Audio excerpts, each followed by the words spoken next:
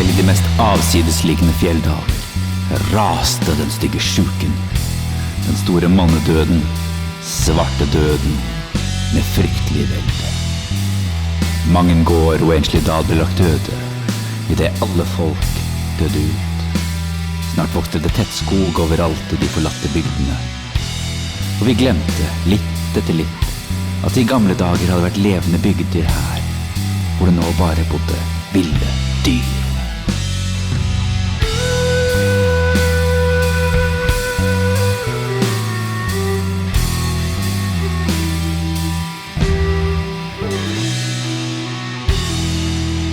Det er vanskelig å se helt for seg hvor omfattende ødeleggelsen etter svartedauden var.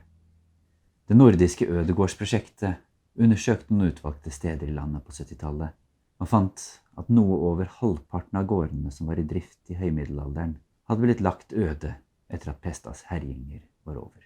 Det er over 32 000 gårder på landsbasis, og mens noen områder slapp relativt billig unna, og mistet omtrent bare hver tredje innbygger, var det enkelte bygder, slik som Røros, Budalen, Møråker, Nordli, Sørkedalen og Jåronger, som var helt ødelagt. Et kort sagn forteller om en som har søkt tilflukt i fjella, og hver dag ser ut for et leite og ser hvilke gårder det fortsatt stiger røyk opp av pipa i, eller det en dag ikke er noen røyk å se.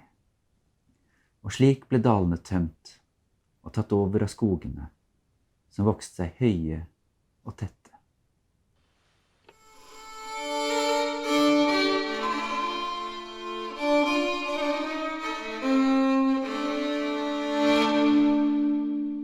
Men så var det en gang en jeger som dro av sted opp i disse fordumst beboede, men nå øde steder for å skyte ryper en vinter for lenge siden.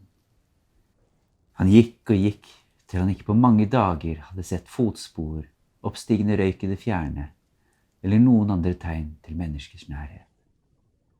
Tre ved tre sto skogen i milevis omkring ham, store, høye, mørke graner under tung, hvit snø. Mens han listet seg omkring inn i de tette skoger, kom han på en fugl som satt i en gammel, skjeggete gran. Han siktet nøye og skjøt av sted en pil etter den, men bommet. Æsj! Solen hadde leika i nedgangen sin og blikket ham i øyet, akkurat i det han skulle løsne. Pilen suste inn i mørket blant trærne, og ping! Traff noe som ga en forunderlig klang fra seg. Nysgjerrig nærmet han seg stedet. Han brøyta til side busker og kratt, og skimtet noe stort og mørkt. Der, mellom gran og furu, støtte han til sin store forundring på en gammel kirke og flere gamle hus, midt inne i ville skogen, tett omgitt av trær på alle sider. Han tenkte at dette funnet måtte tilskrives trolldom, og det var den gjengse tro på den tiden at han måtte kaste stål over funnet for å ufarliggjøre trolldommen. Hvis ikke ville det straks forsvinne igjen. Derfor grep han ildjernet sitt og kastet over kirken. Etter at denne forsiktighetsregelen var fulgt, satte han til med å undersøke. Alt virket så øde og tomt at det var med en viss gru han omsider vågde seg inn i en av bygningene. Et loft. Han lettet på klinken, og døren knirket opp. Der inne var alt dekket med tykt støvlag som hadde samlets opp, fuktet, mugnet og herdet over de lange år huset hadde stått, rått og uoppvarmet. En kvalm lukt av forråtnelse rodet over rommet. På jarn sto en halvt forrirret kjele på for lengst sluknet kull, og på benkene lå en tegn av noen halvforråtnede garnnøster. På veggen hang en brukket bue og noen andre våpen. Spor etter fordomsvirksomhet. Hvor ble det av de som før bodde her, undret han, og steg opp den ledeløse stigen til overloftet. Da han kom opp, fant han store sengesteder tømret av stokker, og med begge endeveggene innsenket i husveggen. I seng for seng lå beinradene, av 2 og flere mennesker som gapte og gren i en vrimmel av mus. Ja, rommet var dekket fra krok til krå med en utallig mengde mus, som ble så oppskremte da han stakk opp hodet, at de stormet omkring i vill uorden, og under deres streven etter å komme seg til stigehullet og ut, myldret over ham som en sky. Etter at den første skrekken hadde gått over, undersøkte han resten av husene, og fant alt sånn som de forråtnede likene hadde forlatt det ved deres plutselige død. Det siste huset han undersøkte var kirken. Nøkkelen sto i kirkedøren som var halvåpen og hang og slang på hengslene. Inne i kirken var det mørkt og muggent, og snøen hadde føkt inn på gulvet, der det sto en stor kirkeklokke, og det var denne jegeren hadde truffet med pilen sin. Rundt i stolene rådde beinerangler, med salmebøkene oppslått framfor dem på salmen «Når vi i største nøden står». Snøen knirket under føttene hans der han gikk. Foran, ved alteret, på prestens plass, lå det en stor bjørn, som hadde tatt sitt vinterhi der. Bamse Brakar, skogens ukronte konge, hadde overtatt huset der jødenes konge før hadde hatt sitt bo. Den var akkurat i vei med å våkne, overrasket av de plutselige lydene. Men jegeren hadde jakta bjørn før. Han la pila si til strengen, og før bjørnen hadde ensa inntrengeren, gjennomboret pila bjørnebringen, og den falt død. Jegeren pustet letta ut. Et vindkast brakte frisk luft inn i bjørnhiet. Han trommet på kirkeklokken med en pilspiss, og lyden klang varm og søt. Han så på treverket i veggen og fant at husene fortsatt var gode, med svære stolper og breie bord, og spesielt snittverket på kirken, som var skjønt utført i en måtelig stil, røpte en uendelig flid.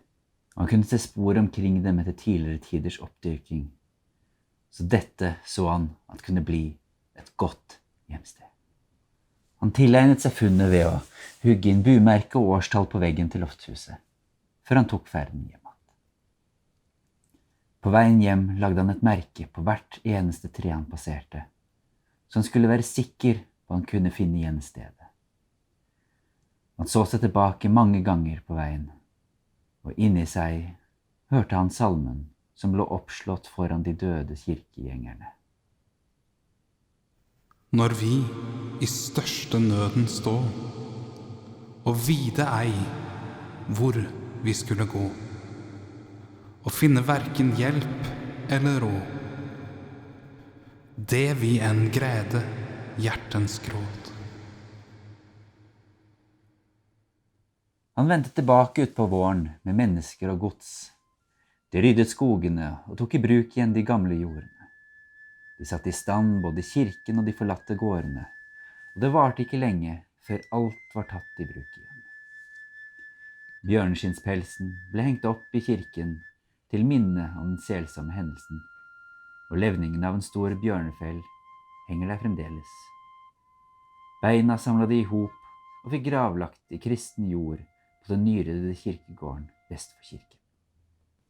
Men straks etter at de hadde gjort dette, begynte uhyggen å bre seg blant alle folkene i det nye samfunnet. Det var liksom ingen ro å få noe sted. Folk gikk rundt uten mål og fikk lite og intet gjort. Og ingen fikk noe søvn på øyet, og folk ble ampre og røra rundt i hug og gaumløse. I 7 dager og 7 netter gikk det like eins. Men da timen rann for den 8. natten, ble det med ett lyst som ved solsprett. Et sterkt lys var på himmelen over kirketaket, og de hørte en stemme som lød som om den kom innifra dem selv, og som sa at det skulle komme en slik død enda en gang. Da samlet de seg i den nyoppussede kirken for å finne råd, og det kom på tale at siden uhyggen hadde startet med gravlegginga, skulle de grave opp igjen beina de hadde flyttet, og grave dem ned igjen der de hadde tatt dem, og slik som bestemt gikk det til. Og de kom da vandrende ut fra kirka, som et omvendt gravfølge, ved midnattstimen og med graverne i front og presten bakerst. Gravene ble åpnet, kistene løftet opp, og jorden børsta av, og det ble holdt en likpreken som omgjorde alt som ble sagt ved gravlegginga. Lett lauten løyse, den som dau reise, ble det sagt. Og med dette mente de at siden de langdøde kroppene hadde fått reise fra der de hadde hatt sitt bo, så hadde det vært fritt fram for fanden å sette dem løs på jorda. Så de jekka opp gulvborda i husa sine og grov dype graver på de stedene der de døde beina var funnet.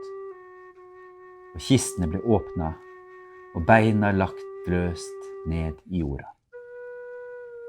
Og da dette var gjort, gikk de alle til sengs og sov lenge og vel, og våkna med fred i hjertet. Men helt fri for uro kunne folk aldri bli, og sånn har det vært siden i alle år. For folk bodde da med døden under gulvborda, og stemmen har alltid ligget friskt i minne, med budskapet at det skal komme en slik død enda en gang. Nu renner kvelden, en mann kommer farende. Og lia mørk, men i bokstaven lyser det.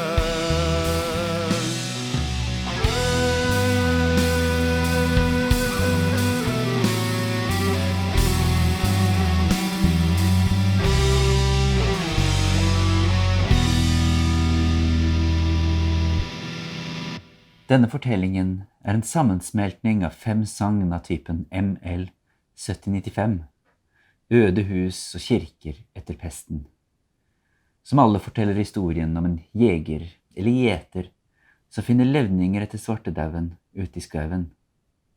2 av dem finner ødegårder, og 3 finner kirker. Gårdene er skogården Høleseter i Sør-Aurdal og gården Mustad i Vardal. Sistnevnte skal ifølge sagnet ha fått navnet sitt etter musene som myldret over jegeren da han oppdaget gården, som før svartedauden visstnok skal hett Framstad. Kirkene er Hedalen kirke i Valdres, Tuft kirke i Sandsvær og en unavngitt kirke i Romsdal. I Hedalen kirke finnes det virkelig et bjørneskinn, men radiodatering tilsier at dette antagelig stammer fra før svartedauden. Nabogården heter dog Ildjarnstad, som ifølge sagnet kommer fra at det var der ildjernene landa, etter at jegeren hadde kastet det over kirken. Sagnet om kirken i Romsdal er kort, men veldig illevarslende. Det er der en engel sier at det skal komme en slik død igjen. Det er også dette sagnet som navngir salmen «Når vi i største nøden står». Dette er litt uheldig for troverdigheten til sagnet, siden denne salmen ble skrevet 200 år etter svartedauden. Men vi får velge å tro at det er en annen, nå tapt, salme som deler samme titel. Sagnene om Mustad gård og Hedalen kirke har også blitt gjendiktet av Theodor Kittelsen i boken Svartedauden, og før det av Konrad Nikolai Schwach i diktet Hedals kirke. Fra disse har jeg også lånt litt detaljer. Temamelodien til denne episoden var et riff fra en gammel Elvarøy-sang om pestens vandringer fra gard til gard. På flyter elven mot havet der ute, med vann som har trommet på mørklagt rute. Stille så stille går søkenen videre. Troen gjenstår, men håpet er ute.